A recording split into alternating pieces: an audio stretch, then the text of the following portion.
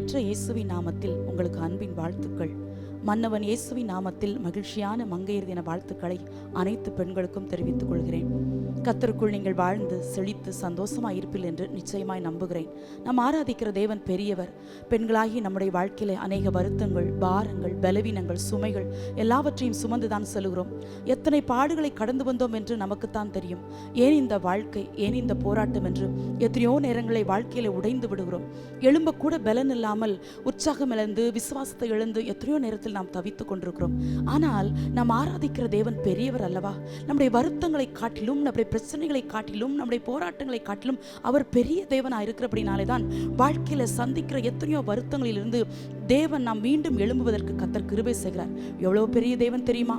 இணையற்ற தேவனை நாம் சேவிப்பது பெண்களாகி நிற்க நமக்கு கிடைத்த ஒரு பெரிய பாக்கியம். வேதத்தில் ஒரு பெண் உண்டு, வாழ்க்கையில உடைக்கப்பட்ட பெண், வாழ்க்கையில எந்த ஆசீர்வாதத்தையும் காணாதது போல இருக்கிற ஒரு பெண் சந்தோஷமாய் மகிழ்ச்சியாய் ஒரு வார்த்தை சொல்லுகிறார்கள். அது என்னை மிகவும் ஆச்சரியப்படுத்துகிறது. ஆதியாகமம் 30:13 வாசிக்கிறோம். அப்பொழுது லேயாள், நான் பாக்கியவதி, ஸ்திரீகள் என்னை பாக்கியவதி என்பார்கள் என்று சொல்லுகிறார்கள். எவ்வளவு உற்சாகம் நிறைந்த வார்த்தை பாருங்கள். தன்னைத்தானே பாக்கியவதி என்று சொல்லி அவர்கள் விசுவாசத்தோடு அறிமுகப்படுத்துகிறார்கள். வேறு ஒருவர் வந்து லேயாளை நீ பாக்கியவதி என்று வாழ்த்தி இருந்தால் இந்த வார்த்தை ரொம்ப ஆச்சரியப்படுத்தாது நம்மை. ஆனால் லேயாள் தன்னைத்தானே சொல்லுகிறார்கள், நான் பாக்கியவதி என்று சொல்லி. லேயாளுடைய வாழ்க்கை நமக்கு தெரியும். லேயாள் என்றாலே இளைப்படைந்தவள், சோர்வுற்றவள், பலவீனமானவள் என்று அர்த்தம். ஆனால் அந்த லேயாள் சொல்லுகிறார்கள், நான் பாக்கியவதி என்று. வேதம் ஆதியாகமத்திலே லேயாளை அறிமுகப்படுத்தும் போதே வேதம் சொல்லுகிறது, லேயாளோ கூச்ச பார்வை உடையவளா இருந்தாள் என்று அப்படி குறைகளைத்தான் அறிமுகப்படுத்துகிறது. என்ன பரிதாபம் உள்ள ஒரு வாழ்க்கை பாருங்கள். குறைகளை அறிமுகப்படுத்துகிறது. ஆதியாகமம் 29 லேயாளுக்கு ஒரு கட்டாய திருமணம் நடக்கிறது. ராகேல் என்று நினைத்து யாக்கோபு லேயாளை திருமணம் பண்ணிவிட்டார். விடிந்து காலையில் எழுந்து பார்க்கிறார், அது ராகேல் அல்ல, அது லேயாள் என்று. ஆனாலும் சந்தோஷமாய் லேயாளை ஏற்றுக்கொண்டது போல தெரியவில்லை. யாக்கோபு போய் லாபானத்தில் சொல்லுகிறார், ஏன் எனக்கு இப்படி வஞ்சகம் பண்ணினீர் என்று. கொஞ்சம் கூட லேயாள் யாக்கோபால் நேசிக்கப்படவே இல்லை. ஒரு திருமண வாழ்க்கையின் ஆரம்பமே தோல்வியாய், கசப்பாய், ஏமாற்றமாய் இந்த லேயாளுக்கு இருப்பதை நாம் அறிய முடிகிறது. அப்படி எல்லா பெண்களுடைய வாழ்க்கையிலும் திருமண வாழ்க்கையின் ஆரம்பம் அமர்க்களமாக இருக்கும். நாட்கள் செல்ல செல்ல தான் சில தோல்விகளை, வருத்தங்களை சந்திப்பார்கள். ஆனால் எங்களுடைய லேயாளுடைய வாழ்க்கை முற்றிலும் வித்தியாசமாக இருக்கிறது. ஆரம்பமே மிகப்பெரிய தோல்வியிலும் ஏமாற்றத்திலும் ஆரம்பிக்கிறது. வேதம் சொல்லுகிறது, லேயாளை பார்க்கிலும் யாக்கோபு ராகேலை நேசித்தார் என்று. ஒருவேளை ஏன் இந்த யாக்கோபால் நேசிக்க முடியவில்லை என்று நமக்கு தெரியவில்லை. ஆனாலும் லேயாளுடைய கண்கள் கூச்ச பார்வையா இருந்தது இதற்கு ஒரு காரணமா இருக்கலாம். வேதம் யாக்கோபை அறிமுகப்படுத்தும் போது சொல்லுகிறது, யாக்கோபு குணசாலியும் கூடாரவாசியுமா இருந்தார் என்று. அந்த குணசாலியான யாக்கோபால் கூட இந்த லேயாளை ஏற்றுக்கொள்ள முடியவில்லையே. இது எத்தனை பரிதாபத்துக்குரியமான ஒரு காரியம் பாருங்கள். அழகில்லை லேயாளுக்கு, ஆதரவில்லை, அன்பில்லை, ஆற்றி தேற்ற யாரும் இல்லை. கர்த்தரையே சார்ந்து கொண்டு இந்த லேயாள் தன்னுடைய வாழ்க்கையை தொடர்கிறதை நாம் பார்த்து ஆச்சரியப்படுவதோடு நாமும் இப்படி வாழ வேண்டும் என்று சொல்லி நமக்கு ஒரு நல்ல முன்மாதிரியாய் வேதத்தில் லேயாள் எழுதப்பட்டிருப்பது நமக்கு மிகப்பெரிய ஒரு சந்தோஷம். கூச்ச பார்வையோடு இருந்த அந்த லேயாள், கட்டாய திருமணம் செய்த லேயாள், வேதத்தில் வாசிக்கிறோம், அற்பமாய் எண்ணப்பட்டதை கர்த்தர் கண்டு என்று. லேயாள் அற்பமாய் எண்ணப்பட்டதை தேவன் கண்டார் என்று வாசிக்கிறோம். கொஞ்சம் கூட யாக்கோபால் நேசிக்கவே படவில்லை இந்த லேயாள். வாழ்க்கையெல்லாம் வெறுமை, வாழ்க்கையெல்லாம் கண்ணீர். ஆனால் அந்த அற்பமாய் எண்ணப்பட்டதை காண வேண்டிய தேவன் ஒருவர் கண்டார். லாபாண்டி வீட்டில் தான் லேயாள் வசிக்கிறார்கள். ஆனால் தகப்பன் கூட லேயாள் அற்பமாய் எண்ணப்பட்டதை கண்டது போல தெரியவில்லை. காண வேண்டிய ஒரு தேவன் கண்டாரே. ஓ, லேயாளுக்கு எவ்வளவு ஆச்சரியமா இருந்திருக்கும், எவ்வளவு சந்தோஷமா இருந்திருக்கும், எவ்வளவு மகிழ்ச்சியா இருந்திருக்கும். என்னை ஒரு தேவன் காண்கிறார் என்று. இதே தான் பெண்களாய் இருக்கிற நமக்கும் காண வேண்டிய ஒரு தேவன் நம்முடைய வாழ்க்கையில் உண்டு. அற்பமாய் எண்ணப்படுகிறீர்களா? கணவனால் உதாசீனப்படுத்தப்படுகிறீர்களா? குடும்ப உறவுகளால் வேதனைப்படுத்தப்படுகிறீர்களா? உங்கள் உழைப்பு, உங்கள் அன்பு, உங்கள் பிரயாசம், உங்களுடைய மேலான உங்கள் குடும்பங்களுக்காக எடுத்த நல்ல திட்டங்கள் எல்லாம் ஒதுக்கப்பட்டு விட்டதோ? உங்கள் அற்பமாய் நீங்கள் எண்ணப்படுகிறதை கர்த்தர் காண்கிறார்.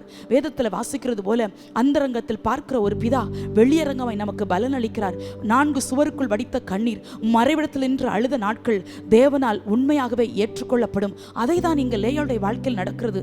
அற்பமாய் எண்ணப்பட்டதை கர்த்தர் கண்டு லேயாள் கர்ப்பம் தரிக்கும்படி கர்த்தர் கிருபை செய்தார். முதல் குமாரனாகிய ரூபனை பெற்றெடுக்கும் போது அவர்கள் பெயர் வைக்கிறார்கள், கர்த்தர் என் சிறுமையை பார்த்தரளி இப்பொழுது என் கணவன் என்னை நேசிப்பார் என்று சொல்லி அங்கேதான் லேயாளுடைய உள்ளத்தின் ஆதங்கத்தை நாம் பார்க்க முடிகிறது. எந்த பெண்ணா இருந்தாலும் தனக்கு ஒரு குழந்தை பெறும்போது மகிழ்ச்சியோடு அந்த பிள்ளையை எடுத்து முத்தமிட்டு அணைப்பதுண்டு. ஆனால் லேயாள் சொல்லுகிறார்கள், இப்பொழுது என் கணவர் என்னை நேசிப்பார் என்று. அதிலே தெரிகிறதல்லவா அவருடைய உள்ளத்தின் உடைவு. இப்பொழுதாவது என் கணவன் என்னை நேசிக்க மாட்டாரா? ஒரு நல்ல ஆண்மகனை பெற்றிருக்கிறேன். ராகேலுக்கு பிள்ளை இல்லாது இருக்கும்போது கர்த்தர் என்னை நினைத்தருளி, கர்த்தர் என் கற்பத்தை ஆசீர்வதித்து என்னை இப்படி தேவன் நினைத்திருக்கும் போது இந்த சூழ்நிலையில நினைக்க வேண்டி என் கணவனும் நினைப்பார், என்னை நேசிப்பார் என்று சொல்லி சந்தோஷமாய் திருமணமாகி 7 ஆண்டுகள் கழித்து அந்த ஆண்மகவை பெற்றெடுத்து அணைக்கிற அந்த நாட்களிலே என்னை நேசிக்க வேண்டும் என்று சொல்லிதான் ரூபன் என்று பெயர் வைத்தார்கள். என்னை பரிதாபம். அப்பொழுதும் யாக்கோபுடைய அன்பு முழுமையாய் இந்த லேயாளுக்கு கிடைக்கவில்லை. மறுபடியும் வேதம் சொல்கிறது, கர்த்தர் அவர்கள் அற்பமாய் எண்ணப்பட்டதை கேட்டு அருளினார் என்று சொல்லி அடுத்த குமாரனுக்கு அவர்கள் சிமியோன் என்று பெயர் வைக்கிறார்கள். எனக்கு வேதத்தில் மிகவும் பிடித்த இந்த லேயாள் என்னை கவர்ந்து கொண்ட ஒரு காரியம் என்னவென்றால், கடினமான சூழ்நிலைகள் எல்லாம் பார்க்கும்போது கர்த்தரை முன்னிட்டு பெயர் வைக்கிறார்கள், கர்த்தரை சார்ந்து கொள்கிறார்கள். வாழ்க்கையில் வைந்த உடைவுகள் மத்தியிலும், வாழ்க்கையில் அவர்கள் ஏளனம் பண்ணப்பட்ட நாட்கள், பரியாசம் பண்ணப்பட்ட நாட்கள், ஒதுக்கி வைக்கப்பட்ட நாட்கள், ஒரே வீட்டுக்குள் 2 மனைவிகள், ராகேலும் லேயாளும். ராகேலும் தன் உடன் பிறந்த சகோதரி தான். ஆனாலும் ராகேலாலும் லேயாள் நேசிக்கப்பட்டது போல தெரியவில்லை, யாக்கோபும் தன்னை ஏற்றுக்கொண்டது போல தெரியவில்லை. வாழ்க்கையெல்லாம் கண்ணீர், வாழ்க்கையெல்லாம் நிந்தனை, வாழ்க்கையெல்லாம் போராட்டம். ஆனாலும் இந்த போராட்டம் நிறைந்த சூழ்நிலையிலும் கர்த்தரை சார்ந்து சார்ந்து சார்ந்து ஒவ்வொரு பிள்ளைக்கும் பெயர் வைக்கிறார்கள். அருமையான கர்த்தருடைய பிள்ளைகளே, சோர்ந்து போய் இருக்கிறீர்களோ? வாழ்க்கையில் வந்த உடைவுகள் உங்களை நிலைகுலைய வைத்து விட்டதோ? இனிமேல் எனக்கு என்ன வாழ்க்கை என்று சொல்லி பெண்களாய் இருக்கிற நீங்கள் பல விதத்தில் உங்களை ஆற்றி தேற்ற யாரும் இல்லாமல், உங்களை உற்சாகப்படுத்த யாரும் இல்லாமல் வாழ்க்கையின் உடைவுகளை கண்டு சோர்ந்து போய் இருக்கலாம். அருமையான தேவன் உங்களை பலப்படுத்துவராக. புது கிருபைகளை தந்து கழுகை போல புதுபலன் அடைந்து செட்டைகள் அடித்து எழும்பும்படி கர்த்தரே உங்களுக்கு புதுபலனை கட்டளையிடுவாராக. வேதத்தில் இந்த லேயாள் மறுபடியும் ஒரு பிள்ளை பெறுகிறார்கள். அப்பொழுது நினைக்கிறார்கள், இப்பொழுதாவது என் கணவன் என்னோடு சேர்ந்திருப்பார் என்று சொல்லி லேவி என்று பெயர் வைக்கிறார்கள். ஒவ்வொரு ஆண்மகனை பெற்றெடுக்கும் போதும் லேயாளுக்கு பிள்ளை பிறக்கிறது என்கிற சந்தோஷத்தை காட்டிலும் என் கணவன் என்னை நேசிக்க வேண்டும் என்கிற ஒரு ஆதங்கம் இந்த லேயாளுக்கு மேலோங்கி இருந்ததை வாசிக்கிறோம். உலகமே எதிர்த்து நின்றாலும் கணவன் நம் பக்கமாய் இருந்தால் எல்லா சூழ்நிலைகளையும், எல்லா கடினமான அனுபவங்களையும் ஒரு பெண்ணால் மேற்கொள்ள முடியும். ஒரு பெண் தன்னை கணவன் நேசிக்க வேண்டும் என்று எதிர்பார்ப்பது இயல்புதானே. அதே இயல்பான சந்தோஷமும் ஆறுதலும் கூட இந்த லேயாளுக்கு கிடைக்கவில்லை. ஆனால் 4ஆம் குமாரனை பெற்றெடுக்கும் போது லேயாள் சொல்லுகிறார்கள், இப்பொழுது நான் கர்த்தரை துதிப்பேன் என்று. 3 ஆண்மகனை பெற்றெடுக்கும் போது கணவனுடைய அன்பையும் ஆதரவையும் அவருடைய பட்சமான உதவியும் எதிர்பார்த்த லேயாள் சொல்லுகிறார்கள், நான் இப்பொழுது கர்த்தரை துதிப்பேன். இப்பொழுது தேவன் லேயாளை கர்த்தர் பலப்படுத்துகிறதை பார்க்கிறோம். இது நான் கர்த்தரை துதிக்க வேண்டிய நாட்கள். இனி நான் அழுது என்ன பிரயோஜனம்? இனி மனுஷனுடைய அன்பை நான் எதிர்பார்த்து என்ன பிரயோஜனம் என்று சொல்லி அவர்கள் சந்தோஷமாய் சொல்லுகிறார்கள், நான் கர்த்தரை துதிப்பேன். அருமையான கர்த்தருடைய தேவனுடைய பிள்ளைகளை, அன்பு சகோதரிகளே, வாழ்க்கையில் எல்லா சூழ்நிலைகளும் ஒடுக்கப்பட்டு ஆதரவற்று இருக்கும் போதெல்லாம் கர்த்தரை நீங்கள் துதிக்கிற துதி உங்களை மேன்மைப்படுத்தும் தெரியுமா? கர்த்தருடைய சமூகத்தில் காத்திருந்த நாட்கள், கர்த்தருடைய சமூகத்தில் சந்தோஷமாய் செலவழிக்கிற நேரங்கள், கர்த்தரை மனதார துதிக்கிற ஒரு பாடல் உங்கள் உள்ளத்தில் காயங்களை எல்லாம் மாற்றும். எத்தனை பேர் கர்த்தரை துதிக்கிறீர்கள்? எத்தனை பேர் கர்த்தரை மகிமைப்படுத்துகிறீர்கள்? வாழ்க்கையில் வந்த உடைவுகளை பார்த்து கொண்டிருந்தோம். ஆனால் ஒரு நாளும் நீங்களும் நானும் தேவனுக்காய் எழும்ப முடியாது. எல்லாவற்றையும் உதறி தள்ளிவிட்டு எழும்பி பிரகாசிக்க வேண்டிய நாட்கள் என்பதை அறிந்து இது கர்த்தரை துதித்து அவரை மகிமைப்படுத்த வேண்டிய ஒரு நல்ல நாட்கள். அப்படியே லேயாள் ஒவ்வொரு குமாரனை பெற்றெடுக்கிறார்கள். செபுலோனாகிய 6வது குமாரனை லேயாள் பெற்றெடுக்கிறார்கள். அப்பொழுதும் சொல்லுகிறார்கள், இப்பொழுதாவது என் கணவன் என்னோடு சேர்ந்திருப்பார் என்று சொல்லி. அப்போ இத்தனை குமாரனை பெற்றெடுத்த பிற்பாடும் லேயாளுடைய வாழ்க்கை கடைசி வரை ஒரு பாச போராட்டமே நடக்கிறது. என் கணவன் என்னை நேசிக்க வேண்டும், என்னோடு சேர்ந்திருக்க வேண்டும், என்னோடு அன்பாய் பேச வேண்டும், என்னோடு வசிக்க வேண்டும், என்னோடு வாழ வேண்டும் என்று சொல்லி எதிர்பார்த்த ஒரு நியாயமான எதிர்பார்ப்பு கூட லேயாளுடைய வாழ்க்கையில நிறைவேறாமல் போகிறதை பார்க்கிறோம். ஆனாலும் இந்த லேயாளத்தில் கர்த்தர் விளங்க செய்த சில மகிமையான காரியங்கள் என்னை ஆச்சரியப்பட வைத்தது. ஆதியாகமம் 49:31 வாசிக்கிறோம், லேயாள் மரித்து பிதாக்களுடைய கல்லறையிலே சேர்க்கப்பட்டார். பண்ணப்பட்டார்கள். ராகேல் எப்ராத்தாவுக்கு வருகிற வழியிலே மரித்து அடக்கம் பண்ணப்பட்டார்கள். ஆனால் இந்த லேயாளுடைய மரணம் அநேக நாட்கள் வாழ்ந்து ஒருவருடைய முடிவு சமாதானமாய் இருந்து பிதாக்களுடைய கல்லறையிலே சேர்க்கப்பட்டது எத்தனை பாக்கியம். யாக்கோபு சொல்லுகிறார் யோசேப்பிடத்திலே, நான் லேயாளை அடக்கம் பண்ணினேன் என்று சொல்லுகிறார். அப்பொழுது யாக்கோபு லேயாளை நேசிக்காவிட்டாலும் யாக்கோபுடைய கைகள் இந்த லேயாளை அடக்கம் பண்ணினதை, யாக்கோபுடைய முதிர் வயதின் நாட்களில் இந்த லேயாளுடைய மரணத்தை பார்த்ததையும் வேதம் அழகாய் பதிவு பண்ணப்பட்டிருக்கிறது. ரூத்தின் புஸ்தகம் 4ஆம் அதிகாரம் 11ஆம் வசனத்திலே ரூத்தை வாழ்த்தும் போது, இஸ்ரவேலுடைய வீட்டை கட்டுவித்த ராகேலை போலவும் லேயாளை போலவும் உன்னை வாழ்ந்திருக்க செய்வாராக என்று வாழ்த்துகிறார்கள். எவ்வளவு பெரிய சந்தோஷம்! ரூத்தும் போவாசும் வாழ்த்தப்படும் போது இப்படி வாழ்த்தப்படுகிறார்கள்.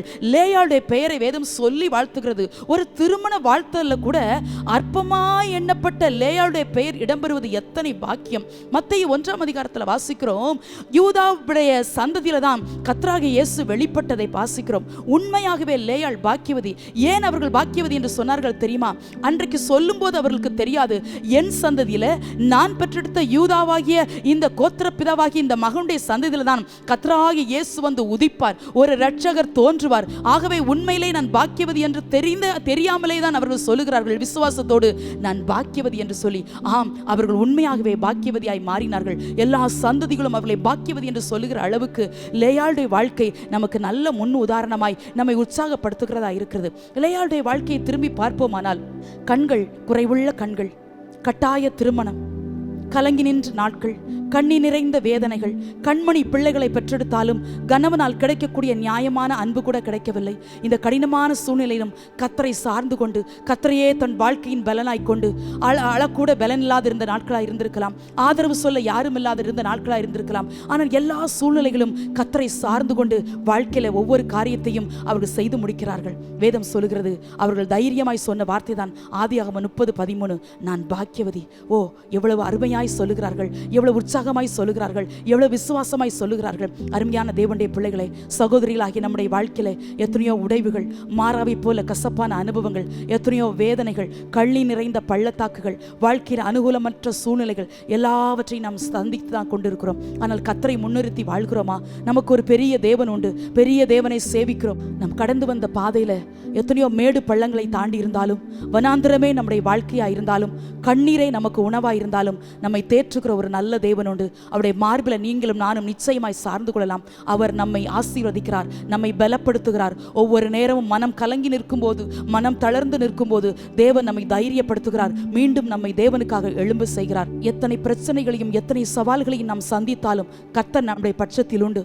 முடங்கி விடாமல் முன்னேறி செல்வோம், ஜெயித்து தேவனுக்காய் வாழ்ந்து காட்டுவோம், மீண்டும் எழும்புவோம், தேவனுக்காய் பிரகாசிப்போம். Happy women's day. God bless you.